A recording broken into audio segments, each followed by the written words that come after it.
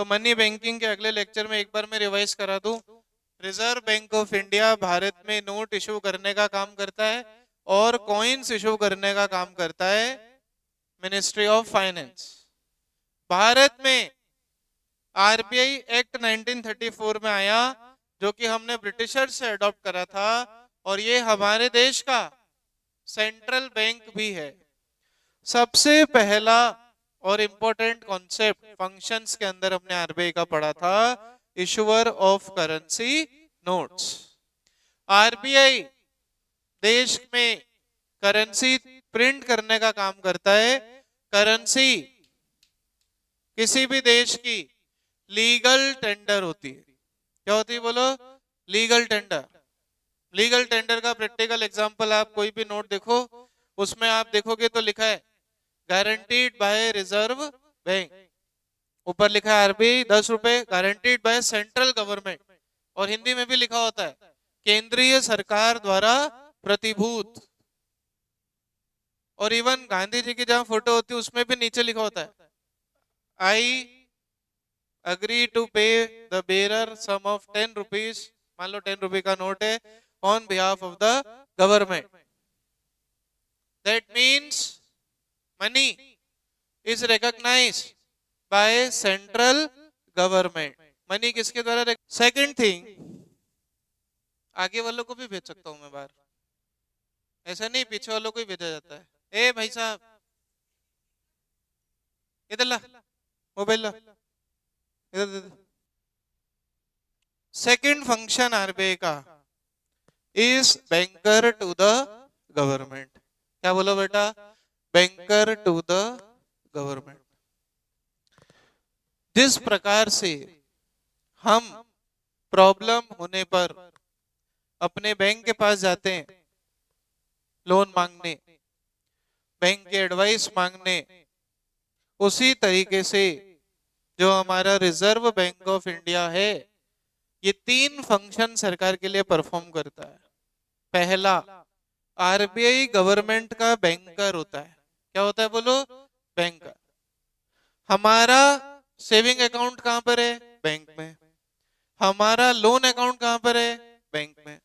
उसी तरीके से गवर्नमेंट के अकाउंट्स, राजस्थान गवर्नमेंट अकाउंट से अगर एमपी गवर्नमेंट अकाउंट को कोई पैसा देना है, या एमपी गवर्नमेंट से राजस्थान गवर्नमेंट को कोई पैसा देना है, तो ये सारे ट्रांजैक्शंस नॉर्मल बैंक से नहीं होते, ये किससे होते हैं? आरबीआई से। इसलिए आरबीआई सरकार का बैंकर होता है। सेकंड थिंग, अगर हमको किसी को पैसा देना है तो हम आजकल फोन पे गूगल पे करते हैं, वो हमारे बैंक का एप्लीकेशन है। उसी तरीके से अगर गवर्नमेंट को किसी कंपनी का शेयर खरीदना है, स्टेट गवर्नमेंट की कंपनीज होती है, सेंट्रल गवर्नमेंट की कंपनीज होती है, जिसको आपने 11th क्लास में गवर्नमेंट कंपनी नाम से पढ़ा था, यस और नो? ऐसी कंपनी जहां पर 51% paid up share capital central government या स्टेट गवर्नमेंट ओन करती है, तो कैसे ओन करेगी? पैसा देना पड़ेगा ना। आज शेयर खरीदने के लिए पैसा देना पड़ता है ना, तो ये हम शेयर खरीदने के लिए हमारे बैंक से पैसा देते हैं। उसी तरीके से अगर सेंट्रल गवर्नमेंट और स्टेट गवर्नमेंट को शेयर खरीदना है, तो वो पैसा कहां, कौन देगा उनके लिए? आरबीआई। कौन देगा बोलो? आरबीआई। एंड थर्ड थिंग, हम बुरे वक्त में एडवाइस हमारे बैंक से मांगते हैं। उसी तरीके से अगर सरकार का वक्त बुरा चल रहा है, सरकार पर डेब्ट्स आ गए हैं, गूगल पे जाकर करना फिस्कल डेफिसिट भारत का आज कितना है, भारत ने कितने लोन ले रखे हैं दूसरी कंट्री से, और पिछले 10-12 सालों में कितने बढ़ गए वो भी देखना। पहले कितने थे 2014 में, आज कितने, तो आपको समझ में आएगा कि भारत का फिस्कल डेफिसिट कई गुना बढ़ गया है पिछले 10 सालों में। ये जितना फिस्कल डेफिसिट बढ़ता है, हम वैसे गवर्नमेंट बजट में इसे पढ़ेंगे, फिस्कल डेफिसिट, रेवेन्यू डेफिसिट, ये गवर्नमेंट बजट का पार्ट है हमारी मैक्रो के अंदर। वो जब आएगा तब पढ़ेंगे, कैसे कैलकुलेट होता है वो भी पढ़ेंगे, उस पर न्यूमेरिकल भी करेंगे। लेकिन ये बढ़ना अच्छी बात नहीं है। तो अगर गवर्नमेंट भली किसी की भी हो, अगर फिस्कल डेफिसिट बढ़ रहा है तो उसको भी डायरेक्शंस की जरूरत होती है कि ऐसे बढ़े हुए फिस्कल डेफिसिट, मतलब लोन जो हमने बाहर से की कंट्री से बोरो कर रखे हैं उससे कैसे मैनेज करें, वो मैनेजमेंट करने के लिए एडवाइस कौन करता है? RBI.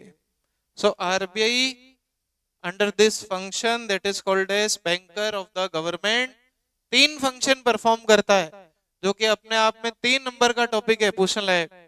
So RBI acts as a banker, it acts as a agent and it also acts as a adviser to the government. यहां तक मैंने लास्ट क्लास में पढ़ाया था. बैंकर्स बैंक नहीं पढ़ाया था? पढ़ा दिया था, वो भी पढ़ा, रिवाइज कर देते. Bankers bank. आज बैंक हमारे लिए क्या फंक्शन करता है? आज बैंक हमारे लिए फंक्शन करता है हमको एडवाइस देने का, हमको डायरेक्शंस देने का. उसी तरीके से अगर आप अपने एग्जिस्टिंग लोन को चेंज करना चाहते हो, बढ़ाना चाहते हो, इंटरेस्ट की रेट आप कम करवाना चाहते हो, तो ये सारी एडवाइस भी आपको आपका बैंक देता है. ये सारी एडवाइस गवर्नमेंट को भी चाहिए, इवन ये सारी एडवाइस बैंक्स को चाहिए कि हमको अगर अपना बिजनेस और अच्छा करना है तो हम क्या करें. इवन कई सारे बैंक्स जो कि लॉस में होते हैं उनको बड़ा बैंक बना करके मर्ज कर दिया जाता है. इसका एक बहुत बड़ा एग्जांपल मैंने आपको पिछली क्लास में बताया था. There was a bank in Rajasthan, SBBJ, state bank of Bikaner and Jaipur. Continuous losses में होने कारण उसको SBI, state bank of India बना दिया गया. अब ये सारी स्कीम को अप्रूव कौन करेगा? Reserve bank of India. तो it acts as a banker's bank. इसके अंदर बैंक को एडवाइस देना, बैंक को लाइसेंस देना, बैंक को नई ब्रांच का एक्सपेंशन की परमिशन देना और बैंक का मर्जर करना किसका काम है? आरबीआई का, रिजर्व बैंक ऑफ इंडिया. ये 3 फंक्शन मैंने रिपीट कर दिए. जो पिछले क्लास में एब्सेंट थे उनका भी रिवीजन हो गया. अब नया पॉइंट फंक्शंस ऑफ आरबीआई में 4th point is lender to the last resort. What is lender to the last resort? जिस प्रकार से बैंक हमें लोन देता है तो बैंक खुद तो पैसे छाप नहीं रहा. बैंक मतलब जिस बैंक से हमने लोन लिया, क्या वो लोन प्रिंट कर रहा है? क्या वो करेंसी प्रिंट कर रहा है? अच्छा चलो, करेंसी प्रिंट आरबीआई भी कर रहा होता, उसके अगेंस्ट भी हम आगे जाकर के पढ़ेंगे कि कुछ सिक्योरिटी आरबीआई के पास रखनी पड़ती है, तब जाकर के नोट्स प्रिंट होते हैं. ऐसा नहीं है. ये चैप्टर में अगर आप सोच रहे हो कि गवर्नमेंट, सरकार आरबीआई के गवर्नर को फोन करेंगे, मोदी जी कि हाँ भाई छापो 2 लाख करोड़ रुपए और छप जाएंगे, ऐसा नहीं होता है. नोट छापने के लिए भी एक रिजर्व सिस्टम है आरबीआई का. क्या सिस्टम है?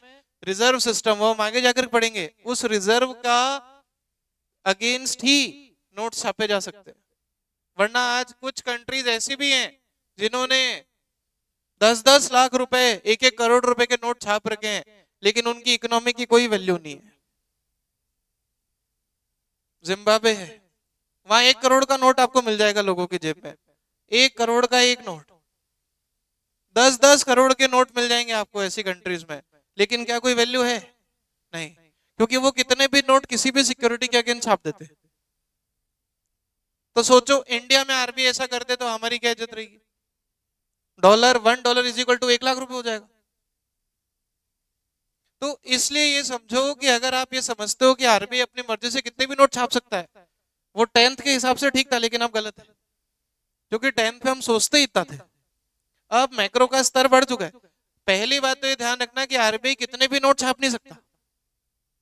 तो अब हम जो पॉइंट पढ़ रहे हैं उसके रेफरेंस में बोल रहा हूं कि अगर बैंक को कोई प्रॉब्लम आ जाए तो बैंक आरबीआई को ऐसे नहीं बोल सकता कि चलो नोट छापो हमें दे दो. नहीं, अगर हमें प्रॉब्लम आने पर हम बैंक से लोन लेते हैं तो बैंक प्रॉब्लम आने पर लोन किससे लेता है? आरबीआई से लोन लेता है. मतलब अगर बैंक को कोई ऑप्शन ना दिखे, वैसे तो बैंक के पास ये लास्ट रिजॉर्ट है. लास्ट रिजॉर्ट, इस पॉइंट का नाम क्या है? Lender to last resort. मतलब बैंक का आरबीआई से लोन लेना है लास्ट ऑप्शन. बैंक का आरबीआई से लोन लेना इज लास्ट ऑप्शन. अदरवाइज क्या करता है बैंक को, अगर प्रॉब्लम आ रही है लिक्विडिटी की, तो बैंक क्या करता है, नॉर्मली एफडीआर होती है, फिक्स डिपॉजिट रिसीट्स वगैरह, जिसको आपने एफडी अकाउंट पढ़ा था, तो बैंक अपने कस्टमर को क्या बोलता है, पहले हम आपको एफडी पे 10% ब्याज देते थे, अब हम 20% देंगे। तो कस्टमर अपना पैसा किसको दे देता है, बैंक को। अब बैंक ब्याज बढ़ा के देगा तो बैंक की जो लिक्विडिटी की प्रॉब्लम थी, जो पैसे की प्रॉब्लम थी, वो सॉल्व हो जाती है। ये कुछ ऑप्शंस होते हैं बैंक के पास ऐसे। लेकिन फिर भी इंटरेस्ट बढ़ा देने के बाद भी अगर लोग एफडी में पैसा नहीं लगा रहे, मान लो लोगों के पास पैसा ही नहीं, तो बैंक को तो पैसा चाहिए ना। बैंक को पैसा क्यों चाहिए, अपने एम्प्लॉयज को सैलरी पे करने में। बैंक को पैसा क्यों चाहिए, अपने जो रिटायरमेंट एम्प्लॉय जो हैं उनको पेंशन देने में। तो बैंक को अपने खर्चे के लिए भी तो पैसा चाहिए, नई एक्सपेंशन लगाना है, लाखों रुपए का खर्चा होता है एक ब्रांच लगाने में। तो अब जब बैंक को कस्टमर पैसा नहीं दे रहा है, बैंक खुद नोट छाप नहीं सकता है, मैं आरबीआई की बात नहीं कर रहा हूँ, मैं नॉर्मल बैंक की बात कर रहा हूँ, कॉमर्शियल बैंक्स की बात कर रहा हूँ, वो खुद का पैसा छाप नहीं सकते, कस्टमर एफडी में पैसा दे नहीं रहा बैंक को, तो उसके पास एक लास्ट ऑप्शन बचता है कि अगर प्रॉब्लम आए तो लोन किससे ले लो, जाके लोन ले लो। मैंने ये नहीं कहा नए नोट ले लो, लोन ले लो। किससे बोलो, आरबीआई से लोन ले लो। इस फंक्शन को हम कहते हैं रिजर्व बैंक का फंक्शन, जिसका नाम है लेंडर टू लास्ट रिजॉर्ट। जब बोलूंगा तब लिखना है, पहले एक बार पढ़ेंगे। Many times commercial bank creates liabilities more than cash. उनके पास जितना कैश है उनकी लायबिलिटी बहुत ज्यादा हो जाती है। लोन क्यों लेना है आदमी को, आज आदमी नॉर्मल लोन कब लेता है, जब उसका लायबिलिटी ज्यादा हो जाए। तो अगर बैंक की लायबिलिटी ज्यादा हो गई और अगर बैंक मनी की शॉर्टेज से गुजर रहा है, किसकी शॉर्टेज से गुजर रहा है, मनी की शॉर्टेज से अगर गुजर रहा है, तो अपनी इस प्रॉब्लम को मीट करने के लिए ये किसके पास जा सकते हैं, आरबीआई के पास। और आरबीआई इनको लोन देता है और आरबीआई गारंटी करता है, right. RBI stand as guarantor कि भाई ये हमारे बैंक है, हम इनको लोन देंगे और वापस से हमको रीपे कर देंगे। This is called as lender to last resort. अब मैं आपको बताता हूं कि एक तो ये point lender to last resort, और एक बैंकर्स बैंक। जब एमसीक्यू क्वेश्चंस आते हैं तो बच्चा इन दोनों ऑप्शन में बहुत कंफ्यूज होता है। बैंकर बैंक में बच्चा क्या लिख देता है, बैंक आरबीआई से लोन लेता है। इसके अंदर बच्चा क्या लिख देता है, बैंक आरबीआई से लोन लेता है। जबकि बैंक आरबीआई से लोन लेता है वो कौन सा फंक्शन है, लेंडर टू लास्ट रिजॉर्ट। आप नाम में ही देखो लेंडर, लेंडर मतलब आरबीआई लोन दे रहा है, तो लोन देने वाला फंक्शन ये है। बैंकर्स बैंक में क्या लिखना है कि बैंक को सांस लेने की परमिशन भी किससे लेनी है, आरबीआई से। इवन बैंक्स को अपने एम्प्लॉयज को निकालने तक की परमिशन किससे लेनी पड़ती है, आरबीआई से। That is called as bankers bank. कोई डाउट, कोई doubt, copy lender to last resort लिखिए जल्दी से।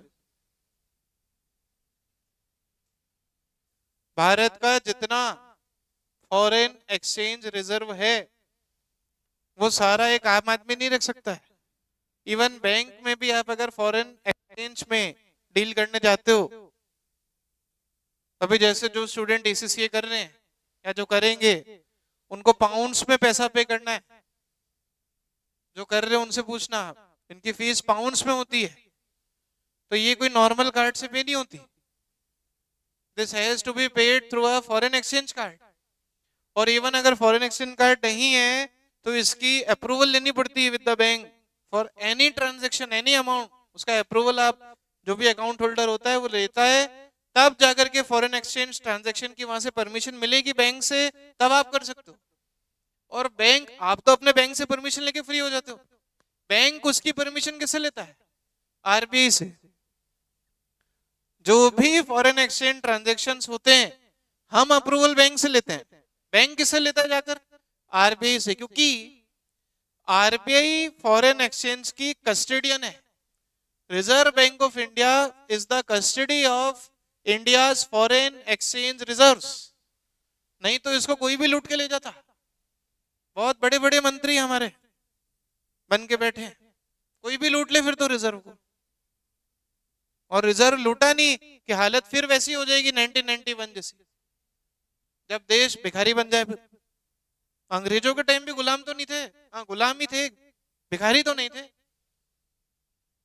तो इस रिजर्व का बहुत ध्यान रखना पड़ता है कि इसमें से एक भी ट्रांजैक्शन टेरर फंडिंग में यूज ना हो, इसमें से एक भी ट्रांजैक्शन ब्लैक मार्केटिंग करप्शन में यूज ना हो जाए। सोचो, हम रुपए में करप्शन करते हैं जिसकी इतनी बड़ी खबर बन जाती है। कोई भी पॉलिटिशियन अगर डॉलर रिजर्व लूट के ले जाए तो कितनी बड़ी खबर बन जाएगी। तो इसकी बहुत कस्टडी रखनी पड़ती है, बहुत ध्यान रखना पड़ता है, और ये नॉर्मल बैंक का बस की बात नहीं है। तो रिजर्व बैंक ऑफ इंडिया हमारे देश के फॉरेन रिजर्व्स का ध्यान रखता है और चेक करता है कि कितना इंपोर्ट्स में यूज हुआ और कितना एक्सपोर्ट से हमने कमाया। एक्सपोर्ट करते तो डॉलर आता है और इंपोर्ट करते तो डॉलर जाता है। Clear? So RBI is the custodian of India's foreign reserves. लिखो, the central bank maintains the foreign reserves of any country and it keeps the custody of these reserves so as to facilitate imports and exports. Write it fast everybody. पहला,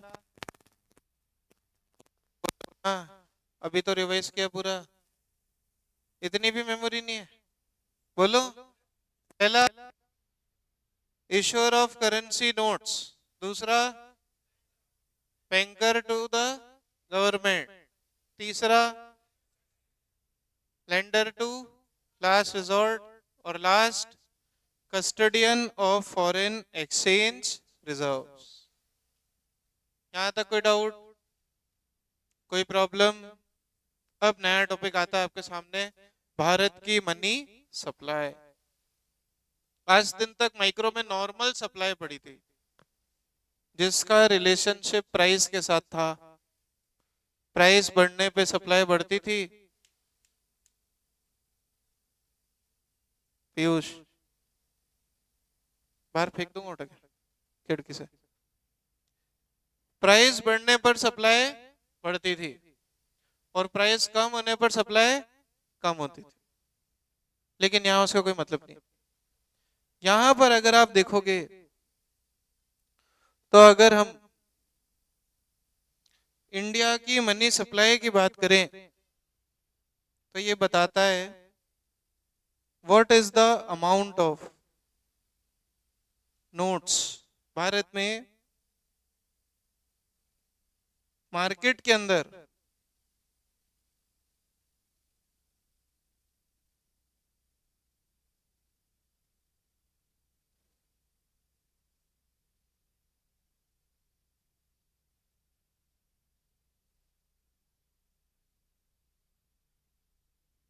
$75,901।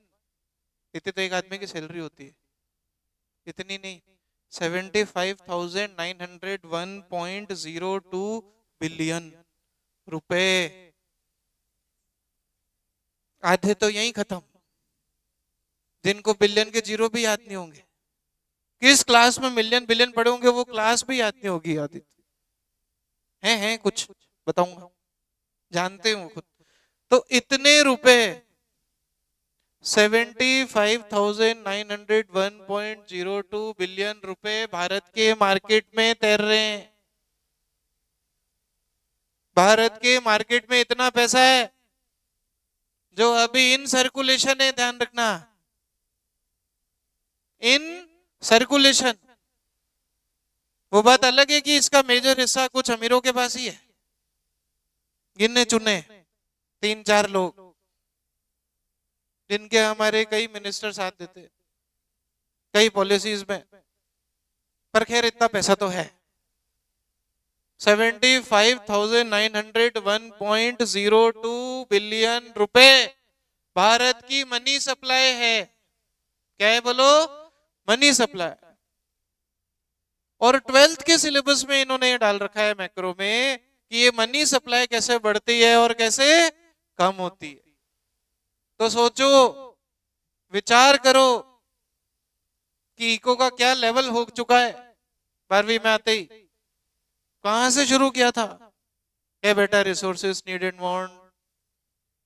आज देखो हम कहाँ खड़े हैं eco में, और ये तो पहला चैप्टर है। मैक्रो के मीनिंग बताने के बाद ये पहला चैप्टर है, सबसे आसान, 6 नंबर का। अभी आगे तो पूरा जगत और दुनिया बाकी है। फिर भी अगर रोज नहीं पढ़ रहे तो मैं तो आपको आगे भेज ही नहीं सकता हूं, बोर्ड ही भेज सकता है। ये इसलिए समझाते ताकि अब पढ़ना शुरू कर दो। जब जागो तब सवेरा। फिर भी लोगों के मोबाइल टेबल पे पड़े। देखिए, उसे नहीं, इस पॉइंट को पढ़ो। Money supply. What is money supply?